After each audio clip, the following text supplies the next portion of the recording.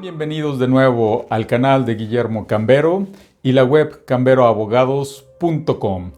El día de hoy hablaremos de un tema muy interesante que se relaciona con el comercio internacional y las negociaciones que se derivan de ellas, en particular de los contratos de compraventa internacional. Particularmente el día de hoy hablaremos de la figura de los Incoterms, International Commercial Terms. Y estos fueron creados por la Cámara de Comercio Internacional, la cual tiene su sede en París, para responder a la siguiente pregunta: ¿en qué momento los riesgos y los costos se transfieren al comprador? Para responder a esto, desde el año de 1936, en el seno de esta Cámara de Comercio, se plantearon la necesidad de crear cláusulas con las cuales podrían disminuir los conflictos que se daban en el incipiente comercio internacional de aquella época. Así, desde 1936 hasta el año 2010, y aproximadamente cada 10 años, se ha venido dando una actualización de estas cláusulas internacionales, con las cuales un comprador y un vendedor pueden pactar sin tener conocimientos muy técnicos del comercio internacional, reducir sus riesgos al momento de transferir la propiedad de una mercancía. El régimen actual se basa en el Incoterm de 2010, que son los que se propusieron a partir del 1 de enero del 2011. Sin embargo, el comprador y el vendedor es libre de usar un Incoterm de 1936, de 1980 o del año 2000, siempre y cuando los dos estén de acuerdo y se adapten a sus necesidades. En ese sentido, el Incoterm viene a gestionar el riesgo. Son facultativos y el vendedor y el comprador, como se enfrentan a prácticas comerciales diferentes, a leyes diferentes, en países diferentes, pues estas cláusulas, que se componen de 3 letras tomadas del inglés, tratan de disminuir los riesgos. Hay que decir, y en la práctica profesional, los Incoterms no eliminan el riesgo, pero sí ayudan a que sea más claro la intención de una compraventa internacional. Entonces, estas cláusulas vienen a estandarizar que por medio de estas 3 letras se puede enfrentar el comercio internacional con menos riesgo y sobre todo que haya una disminución de una probabilidad de pérdida de mercancía, de no pago o de saber hasta qué punto se envía la mercancía a otro. Entonces el Incoterm, sin duda alguna, clarifica o va a situar el punto crítico de transferencia de riesgo entre el comprador y el vendedor en el proceso de despacho de mercancía. Y como lo decíamos, para que no haya un riesgo de pérdida, para que no haya una deterioración, para que hacer alguna acción en específica en caso de robo de mercancía. Además, el Incoterm va a permitir determinar quién suscribe el contrato de transporte.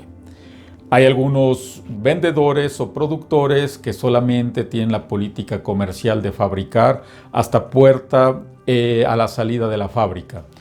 Otros tienen prácticas más extendidas, que puede ser dejar la mercancía en el puerto del vendedor. U otros tienen prácticas de llevarlo hasta el puerto del comprador, aunque esta práctica también genera riesgos para el propio vendedor. Y no se diga dejar la mercancía en la puerta del comprador, que ya implica un riesgo mucho mayor para el vendedor. En ese caso, también el Incoterm viene a precisar el embalaje. ¿Quién va a llevar a cabo la operación y la manipulación de carga y descarga de mercancías? ¿Cómo se va a embalar esa mercancía? ¿Qué tipo de empaquetado va a tener? Y a partir de qué momento se debe de poner a disposición del comprador, tal y como lo citó, o en este caso el vendedor enviar la mercancía hasta su destino final. Cabe decir que actualmente existen 11 Incoterms con los planteados en el año 2010. 7 son llamados de uso multimodal, es decir, que abarca el avión, abarca el barco, tren o transporte terrestre. Y 4 son dedicados al envío marítimo de mercancías. Ya va a depender del tipo de Incoterm y la solución que requiera tanto el comprador como el vendedor para elegir el correcto. Partimos de que existe un Incoterm que se deja en la puerta del vendedor y vamos pasando por las diversas fases, ya sea que lo dejemos antes de aduana, después de aduana, que lo dejemos en puerto, que lo dejemos en el aeropuerto, que lo dejemos en frontera, que dejemos la mercancía arriba de un barco, que dejemos la mercancía antes de ingresar a la aduana de otro país o inclusive después de aduana. Y como le decíamos hace un momento, el Incoterm que deja en puerta del vendedor, del comprador, la mercancía.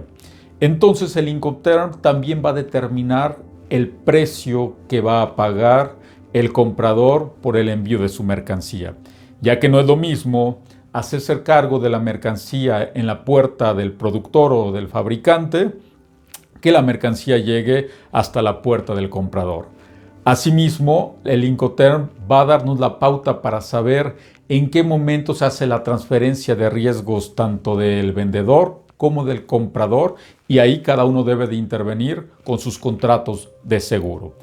Asimismo, va a determinar el lugar de entrega de la mercancía y que será muy fácil de poder darle seguimiento, quién contrata y paga el transporte, quién contrata y paga el seguro, así como los documentos que cada una de las partes va a tramitar, ya sea para entrada de aduana o ya sea para cualquier otro trámite que requieran las autoridades a la salida o al ingreso de la mercancía de un país u otro.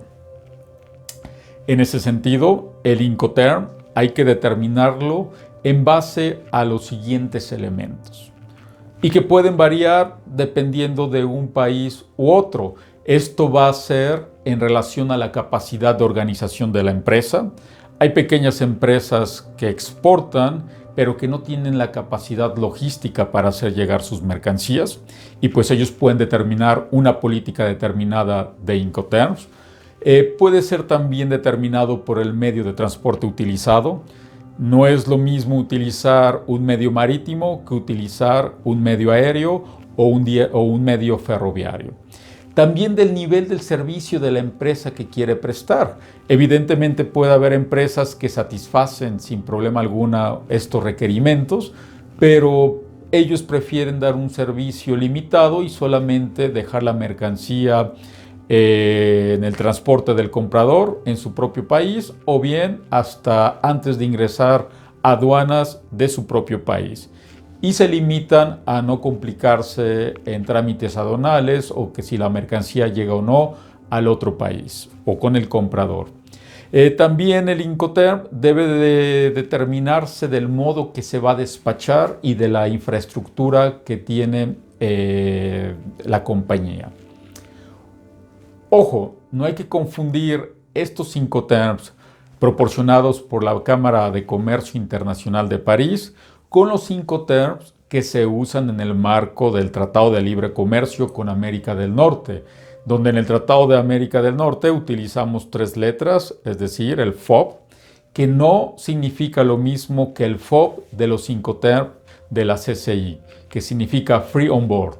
Para el Tratado de Libre Comercio, prácticamente todas las cláusulas que utilizamos llevan FOB y después se especifica a dónde se quiere llevar esa mercancía. Ahora, ¿cuál es nuestro consejo cuando estemos redactando estas cláusulas o estemos pactando estas cláusulas con el comprador o el vendedor? Primero, aunque con las 3 letras podamos determinar al día de hoy claramente cuál es el Incoterm, debemos de darnos cuenta que en la mente del comprador o del vendedor puede que ellos tengan otra idea de lo que significa ese Incoterm, o que ellos hayan utilizado en Incoterms en años pasados o antepasados y que hoy en día no estén actualizados. Lo mejor es redactar estas 3 cláusulas y agregar una descripción exacta de lo que queremos de ese Incoterm. Es decir, si yo utilizo el Incoterm ex-work, pues hay que determinar exactamente dónde voy a dejar la mercancía, es decir, afuera de en la bodega de mi fábrica, que se encuentra situada en tal calle, en tal ciudad y en tal país. Si yo voy a utilizar el Incoterm Free On Board, hay que especificar claramente de qué domicilio de empresa se va a llevar hasta qué puerto y en qué parte se va a dejar dentro del puerto. Hay casos, por ejemplo, aquí en México, donde se puede especificar puerto de Altamira, si existe un lugar determinado donde va a estar el barco mercante y especificar la compañía que se va a hacer cargo del traslado de esta mercancía. Entre más claros y específicos seamos en la determinación del Incoterm, menos riesgos tendremos de tener un conflicto con nuestra parte o con la persona con la cual estamos contratando. Evidentemente, el Incoterm va a ayudar a disminuir este riesgo, pero siempre estará latente pues algún incidente que se pueda presentar durante la negociación de la compraventa. Sin duda alguna, este tema da para mucho que hablar. En la descripción del video dejaremos algunos links que nos llevarán a profundizar en este tema. Y por nuestra parte les agradecemos su atención y les recordamos que estamos aquí haciendo este tipo de videos para fomentar el conocimiento en puntos específicos del comercio internacional y del derecho, y que podamos enfrentarnos a esta globalización de la mejor manera y con las herramientas que proporcionan estas cláusulas o estos organismos internacionales para no tomar tantos riesgos. Muchas gracias por estar aquí con nosotros y que tengan un buen día. Hasta pronto.